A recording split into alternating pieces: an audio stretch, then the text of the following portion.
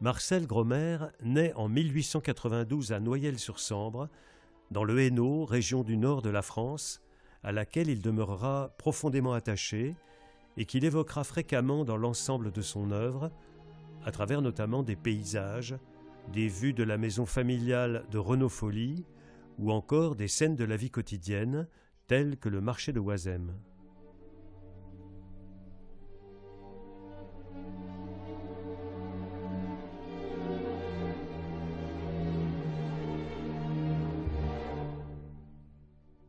Bien qu'il expose pour la première fois au Salon des Indépendants de 1911, à l'âge de 19 ans, c'est au lendemain de la Première Guerre mondiale que Gromer va rapidement occuper une place marquante sur la scène artistique.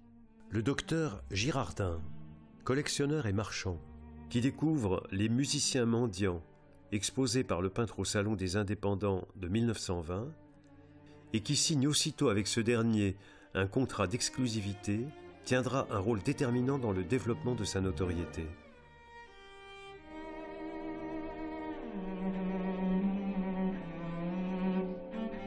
Durant toute sa vie, Gromer affirme une écriture plastique puissante et personnelle, ayant su intégrer les apports de la modernité, sans rompre radicalement avec la tradition de la peinture.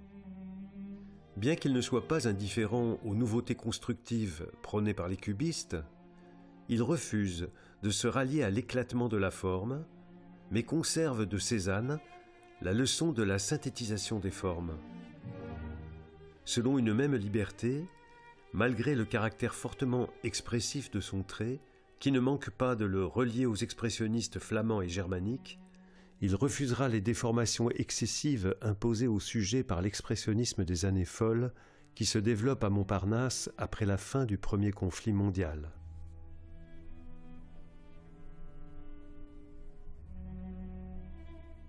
En réalité, le point d'intérêt majeur pour Gromer est l'homme, ou plus exactement le représentant de la condition humaine, dans sa réalité quotidienne, sociale, politique. Une vision du monde et de l'homme qui ne peut être dissociée d'une réflexion issue d'une expérience de la vie.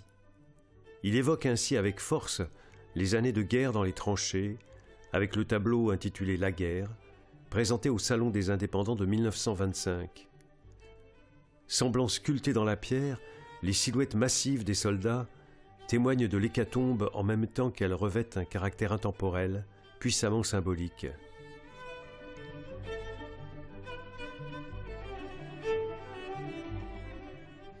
Gromer insuffle cette même dimension emblématique à la plupart de ses sujets.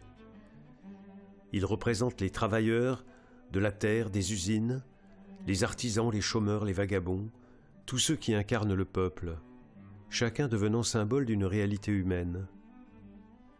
Procédant d'une ligne épurée, d'une recherche de l'ordre, de la rigueur, qu'il s'agisse d'un personnage isolé ou d'une juxtaposition de figures, le motif envahit toute la surface du tableau, ne laissant aucune place au vide. La palette, de son côté, répond aux mêmes préoccupations de sobriété et de puissance. Dominée par des tonalités ocre et brunes, que viennent le plus souvent rehausser des bleus et des rouges, elle est soutenue par une lumière à la réalité palpable qui modèle discrètement les formes et unifie l'ensemble de la composition. Ma couleur, devait préciser Gromer en évoquant ses origines nordistes, je la dois à mon pays natal qui n'a cessé de m'envoûter. Elle me fut imposée dès l'enfance. Guidée en quelque sorte par l'expérience, elle est cependant toujours gouvernée par le dessin.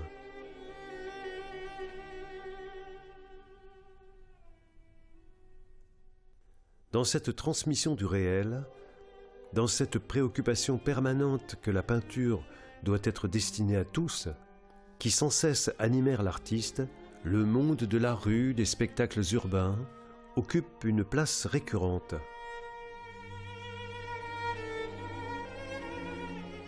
Ici, le quai d'une gare ou l'intérieur d'un wagon de métro. Là, une vue sur une rue ou sur un groupe de musiciens propose des agglutinements de personnages relevant d'une approche synthétique, ignorant le détail pour restituer l'essentiel. C'est ici le sens qui doit dominer, celui d'une réalité humaine saisie dans son quotidien. Un objectif dans lequel s'affirment les convictions humanistes de Gromer, qui devait rapidement s'opposer avec lucidité à la montée des totalitarismes durant les années 30. Les spectacles forains, les cafés, les music-halls, les scènes sportives participent de la même préoccupation de saisir les activités du quotidien, celui d'une classe populaire grouillante au cœur de la ville. La restitution du réel est intimement associée à la solidité de la composition, à la recherche d'une puissance de la forme, à la nécessité de générer un questionnement au-delà des apparences.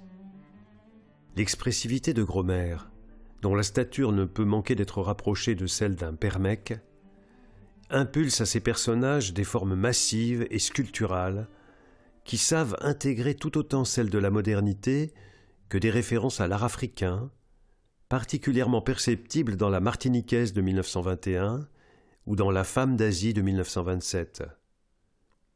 L'artiste devait en ce sens préciser en 1925 « L'art des Noirs, qui est l'un des plus violemment expressifs, est très pur de forme, d'une grande majesté et d'une grande élégance. »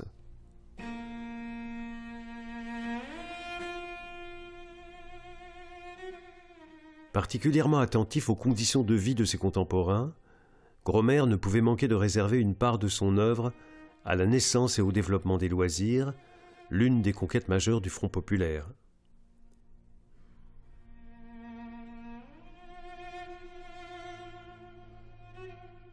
Particulièrement promu par Léo Lagrange, sous-secrétaire d'État au sport et aux loisirs dans le gouvernement de Léon Blum, et par Jean Lebas, ministre du Travail et maire de Roubaix, à l'origine de la création des congés payés en juin 1936, l'organisation des loisirs s'inscrit désormais dans la vie sociale.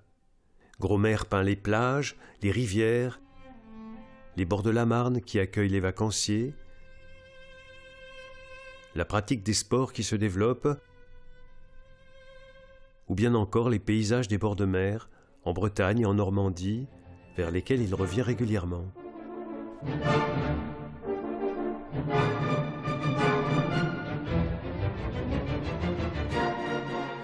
Les portraits chez Gromer sont présents tout au long de sa production. Il privilégie son environnement familial, sa femme, Jeanne Ménien, qu'il épouse en 1920, leur fils François, son beau-frère Georges Zerafa, directeur de la Société française des papiers peints, ou bien encore des figures plus connues de son environnement professionnel, le peintre et critique d'art hollandais Konrad Kikker, le collectionneur et critique Adolphe Basler, les galeristes Pierre et Édouard Loeb, l'épouse du docteur Girardin.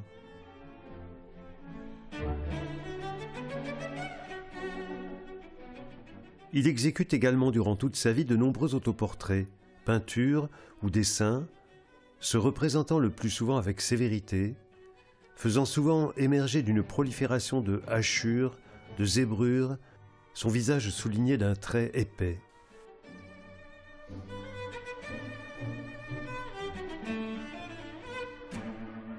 Dans la représentation de la figure humaine, ce sont cependant les nus féminins qui constituent la part la plus abondante de son œuvre. Là encore, le trait, ferme et sculptural, s'affirme en droites et courbes multiples, génère une composition structurant rigoureusement l'espace et l'organisation des personnages, selon une synthèse qui confère au sujet un caractère monumental.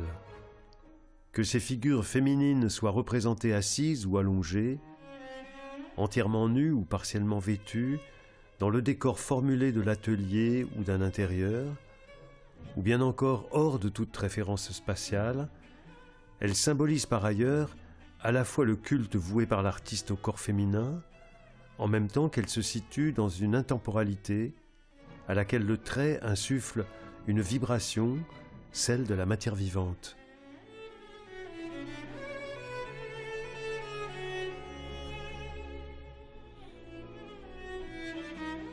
Cette aptitude au monumental trouvera son aboutissement dans les commandes passées à Gromer pour plusieurs pavillons de l'exposition universelle de 1937, notamment les Arts de la Terre et du Feu pour le pavillon de Sèvres, ou dans celle du grand décor mural sur l'abolition de l'esclavage que lui adresse l'Assemblée de l'Union française en 1950. En 1938, il reçoit, avec Jean Lurçat et Pierre Dubreuil, une commande des Beaux-Arts pour un projet de restructuration de la tapisserie et réalise un ensemble de cartons pour la manufacture d'Aubusson, où il se rend afin de travailler directement avec les lissiers. La déclaration de guerre va l'y surprendre et il y demeurera durant tout le conflit.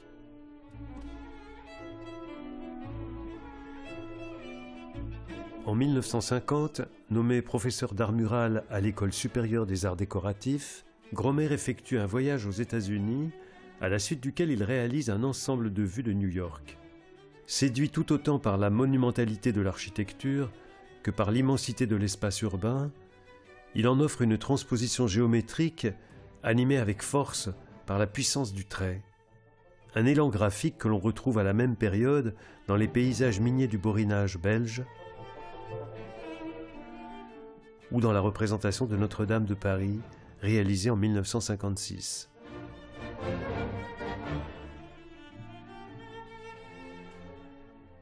Le style résolument personnel développé par Gromer dans l'intégralité de son œuvre, s'il lui confère avec évidence une place particulière dans l'histoire de l'art moderne de l'entre-deux-guerres, ne peut être considéré sans la prise en compte de ce qu'il a sans cesse sous-tendu, la préoccupation du sens, l'interrogation de l'homme, la condition de l'être humain dans la société, une transmission du réel que l'artiste avait de son côté exprimé en ces termes : « La fraternité humaine n'a jamais été pour moi le vain mot inscrit au fronton des édifices publics.